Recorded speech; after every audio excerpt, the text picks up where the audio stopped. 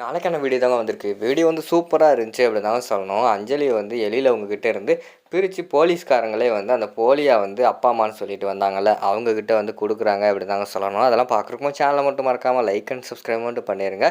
First எடுத்தோனேயுமே வந்து அவங்கள வந்து விரட்டி விடுற மாரி தான் காட்டிக்கிட்டு இருக்காங்க. அந்த போலியா வந்து அவங்க அப்பா, அம்மான்னு சொல்லிட்டு நடிக்க வந்தாங்கல்ல, இங்க பாருங்க அஞ்சலி எல்லாம் தர முடியாது. ஒழுங்கா அந்த இடத்த விட்டு காலி பண்ணுங்க அப்படிங்கிற மாரி சொல்லிட்டு எழில் வந்து சொல்லிக்கிட்டு இருக்காங்க. அப்ப அஞ்சலி வேற சொல்றாங்க, நான் வந்து என்னோட டாடியையும் மம்மியையும் விட்டு வரமாட்டேன். எனக்கு இவங்க தான் டாடி, மம்மி. நான் வரமாட்டேன் அப்படிங்கிற மாரி வந்து அவங்க வந்து கட் அண்ட் ரைட்டா சொல்லிடுறாங்க. அத கேட்டவொடனே ஒழுங்கா கிளம்புங்க, கிளம்புங்கன்னு சொல்லிட்டு அந்த இடத்துல வந்து எழில் வந்து அவங்கள வெளியில விரட்டுறாங்க. சார் என்ன சார் வெளியில விரட்டிக்கிட்டு இருக்கீங்க? இவங்க வந்து என்னோட பொண்ணு. அப்படி இருக்கும்போது எப்படி நீங்க எங்கள வெளிய விரட்டலாம்? அப்படிங்கிற மாரி சொல்லிக்கிட்டு இருக்காங்க. இங்க பாருங்க உங்க பொண்ணு எதுக்கு இத்தன வருஷமா வந்து அனாதை ஆசிரமத்த விட்டுட்டு கேட்காதவங்க, இப்போ வந்து கேட்டுக்கிட்டு இருக்கீங்களா? ஒழுங்கா வெளியில போங்க, வெளியில போங்கன்னு சொல்லிட்டு கழுத்த பிடிச்சு வெளியில தள்ளாத குறையா வந்து வெளியில அனுப்பிடுறாங்க. அவங்களும் அந்த இடத்த விட்டு போயிடுறாங்க. பின்னாடியே மனோகரியும் செல்வியும் வராங்க. எப்படி மேடம் எங்களோட ஆக்டிங் சூப்பரா அப்படின்னு சொல்லிட்டு அவங்க 2 பேரும் கேட்குறாங்க. உங்க ஆக்டிங் சூப்பர் நல்லா தான் இருந்துச்சு. ஆனால் வந்து நிரந்தரமாக வந்து அஞ்சலியை வந்து இந்த குடும்பத்திலேருந்து பிரிக்கணும். அதுக்கு உங்களோட உதவி எனக்கு ரொம்ப தேவைப்படுது அப்படிங்கிற மாதிரி சொல்கிறாங்க. நாங்கள் என்ன மேடம் பண்ணுறது? இந்த வீட்டில் தான் தரமாட்டேங்கிறாங்களே. நாங்களும் எங்களால் முடிஞ்ச அளவு நல்லா நடித்து இன்றைக்கி அஞ்சலி வாங்கிட்டு போயிடலாம் தான் வந்தோம். ஆனால் இன்னைக்கு எங்களை வந்து வெளியில் தள்ளிட்டாங்க அப்படிங்கிற மாதிரி சொல்கிறாங்க. வெளியில் தள்ளத்தான் செய்வாங்க. ஏன்னா இத்தனை வருஷமாக வந்து அஞ்சலி தூக்கி வளர்த்துருக்காங்கல்ல, அந்த பாசம் வந்து விட்டு கொடுக்காது. நீங்கள் ஒன்றும் கவலைப்படாதீங்க. நீங்கள் தான் அவங்க அஞ்சலியோட அம்மா, உண்மையான அம்மா அப்பா அப்படின்னு சொல்லிட்டு குடும்பத்தில் எல்லாருமே நம்பிட்டாங்க. இனிமேல் நமக்கு பிரச்சனை கிடையாது. இனிமேல் எப்படி பிரிக்கணும்ன்ட்டு நான் உங்களுக்கு ஐடியா சொல்லித்தரேன். அதுபடி நீங்கள் செஞ்சாலே போதும் சரியா அப்படிங்கிற மாதிரி சொல்கிறாங்க. ஓகே மேடம் அப்படிங்கிற மாதிரி சொல்லிவிட்டு அவங்க வந்து கிளம்பிடுறாங்க. அடுத்து செல்வி வந்து கேட்குறாங்க, மேடம் இன்றைக்கி என்னமோ பெரிய சம்பவம் நடக்க போகுதுன்னு சொல்லிங்க, அங்கே பார்த்தா எழில் சார் வந்து துரத்தி விட்டாரே அப்படிங்கிற மாதிரி சொல்கிறாங்க. துரத்தி தானே விட்டுருக்காரு. ஆனால் உண்மையான அம்மா இருக்காங்க, அப்பா இருக்காங்கன்னு சொல்லிட்டு தெரிஞ்சு போச்சுல. இனிமேல் வந்து அஞ்சலி எந்த நேரத்தில் வேணால் பிரித்து கொண்டு போகலாம் அப்படின்னு சொல்லிட்டு அவங்களுக்கு தெரிஞ்சிருக்கும். அதனால் வந்து இனிமேல் அஞ்சலி பற்றி பயந்துக்கிட்டே தான் இருப்பாங்க. அதை சாதகமாக பயன்படுத்தி நம்ம இந்த குடும்பத்துலேருந்து ஃபஸ்ட்டு அஞ்சலியை பிரிக்கணும். அதுக்கடுத்து இந்த குடும்பத்தையே தனித்தனியாக பிரிச்சுட்டு நான் வந்து எழில கல்யாணம் பண்ணிக்கணும் அப்படிங்கிற மாதிரி சொல்கிறாங்க. மேடம் உங்கள் பிளான் எல்லாம் சூப்பராக இருக்குது அப்படின்னு சொல்லிட்டு செல்வி வந்து சொல்கிறாங்க. சரி வா அடுத்த கட்ட நடவடிக்கையை பார்ப்போம் அப்படின்னு சொல்லிட்டு அவங்க 2 பேரும் உள்ளே போயிடுறாங்க.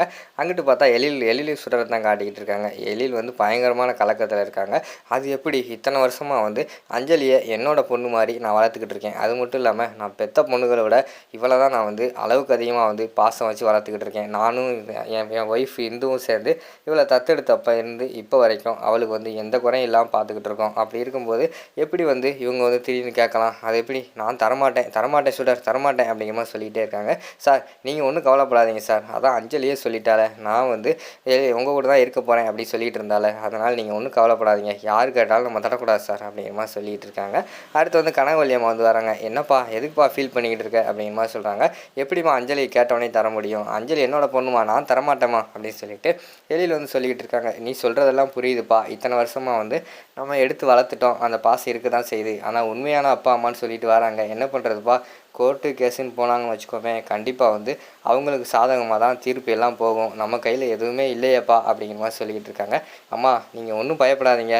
கண்டிப்பாக வந்து நான் தரமாட்டேன். கோர்ட்டு கேஸ் ஆனாலும் நான் பார்த்துக்கிறேன். என்னால் தர முடியாது அப்படின்னு சொல்லிட்டு எழில் வந்து சொல்லிகிட்டு இருக்காங்க. அந்த பக்கம் பார்த்துக்கிட்டோம்னா நம்ம குழந்தைகளில் வந்து எல்லாருமே ஃபீல் பண்ணிக்கிட்டு இருக்காங்க. அஞ்சலி வந்து உண்மையாகவே வந்து வேறு ஒருத்தவங்களுக்கு தான் பிறந்திருக்கா அப்படின்னு சொல்லிட்டு அவங்க ஃபீல் பண்ணிக்கிட்டு இருக்காங்க. அஞ்சலி ஒரு பக்கம் மேலேயே போய், அப்போனா உண்மையை சொல்லுங்கள், நீங்கள் சொன்னதெல்லாம் உண்மை தானே? நான் வந்து அனாதை தான் போலையே, என்னையும் வந்து இந்த வீட்டில் வந்து தத்தெடுத்து தான் வளர்த்துருக்காங்க. இன்றைக்கி அவங்க வந்து பேசுனதை பார்த்தா எனக்கு ரொம்ப கஷ்டமாக இருக்குது அப்படிங்கிற மாதிரி சொல்லிக்கிட்டு இருக்காங்க. அப்போது வந்து குழந்தையெல்லாம் சொல்லிக்கிட்டு இருக்காங்க, நீ ஒன்றும் பயப்படாத. இந்த வீட்டில் வந்து அப்பாவும் அம்மாவும் சேர்ந்து நம்மளை யாரையும் வெளியில் விட மாட்டாங்க. அதான் வந்து டாடி சொல்லிட்டார்ல, இந்த வீட்டில் உன்னை எங்கேயுமே விட மாட்டேன்னு சொல்லிட்டால, பிறகு கவலைப்படுற? நமக்கு அம்மா வந்து இந்து அம்மா தான், அப்பா வந்து எழில் சார் தான், எழில் டாடி தான் அப்படிங்கிற மாதிரி வந்து அவங்கெல்லாம் சொல்லிக்கிட்டு இருக்கிற மாதிரி காட்டுறாங்க. இல்லை எனக்கு பயமாக இருக்குது, என்னையும் வந்து உங்கள்கிட்ட இருந்து பிரிச்சுருவாங்கன்னு நினச்சி எனக்கு ரொம்ப பயமாக இருக்குது அப்படின்னு சொல்லிட்டு நைட்டு குழந்தை எல்லாருமே தூங்காமல் உட்காந்து ஃபீல் பண்ணிக்கிட்டு இருக்காங்க. அந்த இடத்துக்கு தான் நம்ம சுடர் வந்து வராங்க. என்ன எதுக்கு ஃபீல் பண்ணிக்கிட்டு இருக்கீங்க? என்னாச்சுன்னு சொல்லிட்டு வராங்க. இல்லை சுடர், அஞ்சலி வந்து ரொம்ப கவலையாக இருக்கா. இன்றைக்கி நடந்ததை நினச்சி தனியாக பிரித்து கொண்டு போயிடுவாங்களோன்னு சொல்லிட்டு ஃபீல் பண்ணிக்கிட்டு இருக்கா அப்படிங்கிற மாதிரி சொல்கிறாங்க. அஞ்சலி எதுக்கு ஃபீல் பண்ணுற? வா படு. அதான் டாடி தான் சொல்லிட்டார்ல, உன்னை எங்கேயுமே விட மாட்டேன், என்னோட பொண்ணு தான் சொல்லிட்டார்ல, அவரெல்லாம் அவளை சீக்கிரம் விட மாட்டார் அப்படிங்கிற மாதிரி சொல்லிக்கிட்டு இருக்காங்க. அப்போனா நான் இங்கே தானே இருப்பேன், இவங்க கூட தானே இருப்பேன் அப்படிங்கிற மாதிரி சொல்கிறாங்க. நீ இங்கே தான் இருக்க போகிற சரியா அப்படின்னு சொல்லிட்டு அந்த இடத்துல வந்து சுடர் வந்து சொல்கிறாங்க. அப்படி சொன்ன உடனே அவங்களுக்கு வந்து சந்தோஷமாயிருது. சரின்னு சொல்லிட்டு எல்லா குழந்தைகளுமே தூங்கிடுறாங்க.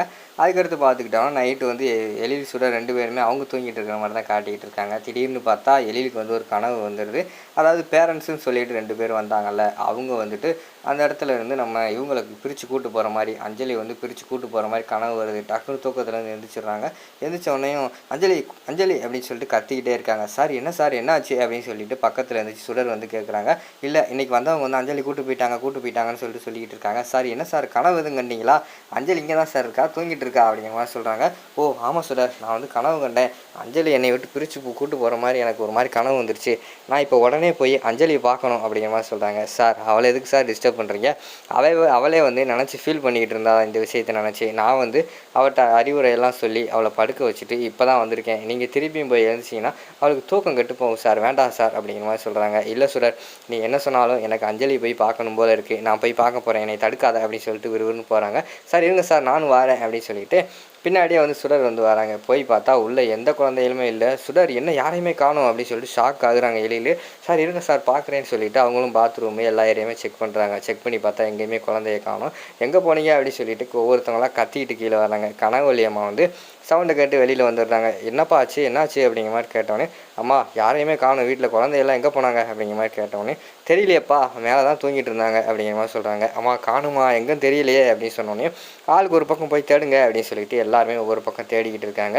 அந்த இடத்துல ரோடு வீதியெல்லாம் தேட ஆரம்பிச்சிடுறாங்க. அந்த நேரம் பார்த்தா ஒருத்தர் வந்து நடந்து வராரு. "சார், இங்கிட்டு வந்து குழந்தையெல்லாம் யாராவது இருக்கிறத பார்த்தீங்களா?" அப்படிங்கிற மாதிரி சொன்னேன். "ஆமாம் தம்பி, அங்கிட்டு ஒரு 4 குழந்தைய உட்காந்துருக்காங்க, போய் பாருங்க" அப்படின்னு சொல்லிட்டு அவர் வந்து போகிறாரு. சரின்னு சொல்லிட்டு பின்னாடியே அவங்க வந்து ஓடுறாங்க. அந்த சைடு பின்னாடி ஓடி போய் பார்த்தா அங்கிட்டு வந்து 4 பேருமே உட்காந்து ஃபீல் பண்ணிக்கிட்டு இருக்காங்க. "இங்கே ரோட்டில் உட்காந்து என்ன பண்ணிக்கிட்டு இருக்கீங்க?" அப்படிங்கிற மாதிரி கேட்காங்க. "இல்லை டாடி, அஞ்சலிக்கு வந்து ஃபீலிங்ஸாக இருக்கான், நம்மளெல்லாம் விட்டு போயிடுவோன்னு சொல்லிட்டு ரொம்ப கவலைப்படுறா. எனக்கு வந்து ப்ராமிஸ் பண்ணி கொடுங்க, நான் வந்து அஞ்சலி இந்த வீட்டை விட்டு அனுப்ப மாட்டேன், நீங்கள் சொன்னால் தான் நாங்கள்லாம் வீட்டுக்கு வருவோம்" அப்படின்னு சொல்லிட்டு குழந்தையெல்லாம் சொல்கிறாங்க. "நான் எதுக்கு அஞ்சலி அனுப்ப போகிறேன், சரி உங்களுக்காக வேணாம், நான் ப்ராமிஸ் பண்ணி கொடுக்கேன், கண்டிப்பாக வந்து அஞ்சலி இந்த வீட்டை விட்டு எங்கேயும் போகமாட்டா" அப்படின்னு சொல்லிட்டு அவங்க வந்து ப்ராமிஸ் பண்ணி கொடுக்காங்க. அடுத்து குழந்தை எல்லாருமே வீட்டுக்கு வந்துடுறாங்க. மறுநாள் காலையில் எழில் வந்து அதே யோசனையே இருக்கார். சாப்பிடவும் இல்லை, டீ கொடுத்தா டீ குடிக்க மாட்டேங்காரு, அமைதியாகவே இருக்கார். "சாப்பிடுங்க ஏதாவது" அப்படின்னு சொல்லிட்டு அந்த இடத்துல வந்து சுடர் வந்து சொல்லிக்கிட்டு இருக்காங்க. "இல்லை எனக்கு ஒன்றும் வேண்டாம், மனசு கஷ்டமாக இருக்குது" அப்படிங்கிற மாதிரி சொன்னோடனே டக்குன்னு பார்த்தா போலீஸ்காரங்களாம் என்ட்ரி ஆகுறாங்க. "சார் என்ன சார்?" அப்படிங்கிற மாதிரி கேட்டோடனே, "நேற்று உங்கள் வீட்டில் வந்து அஞ்சலின்னு ஒரு பொண்ணு இருக்குது, அந்த பொண்ணோட அம்மா அப்பா வந்து அவங்க குழந்தைய தாங்கன்னு கேட்டதுக்கு நீங்கள் வந்து தர மறுத்துட்டீங்கன்னு சொல்லிட்டு எங்களுக்கு கம்ப்ளைண்ட் பண்ணியிருக்காங்க. ஒழுங்காக அவங்க குழந்தைய கொடுங்க சார்" அப்படின்னு கேட்காங்க. "அது எப்படி சார் தர முடியும்? இத்தனை வருஷமாக நான் எடுத்து வளர்த்துட்டேன். அவங்க அனாதை ஆசிரமத்தில் வேணால் வேறு குழந்தை எடுத்துக்க சொல்லுங்கள், அஞ்சலியெல்லாம் என்னால் தர முடியாது" அப்படிங்கிற மாதிரி சொல்கிறாங்க. "சார் என்ன சார், என்னதான் இருந்தாலும் அவங்க தான் அவங்க பெத்த அம்மா அப்பா, அவங்க வந்து கேட்கும்போது நம்ம கொடுத்தான் சார் ஆகணும். உங்கள் கஷ்டம் எனக்கு புரியுது, இருந்தாலும் நீங்கள் கொடுத்தான் சார் ஆகணும்" அப்படின்னு சொல்லிட்டு போலீஸ்காரங்கெல்லாம் சொல்கிறாங்க.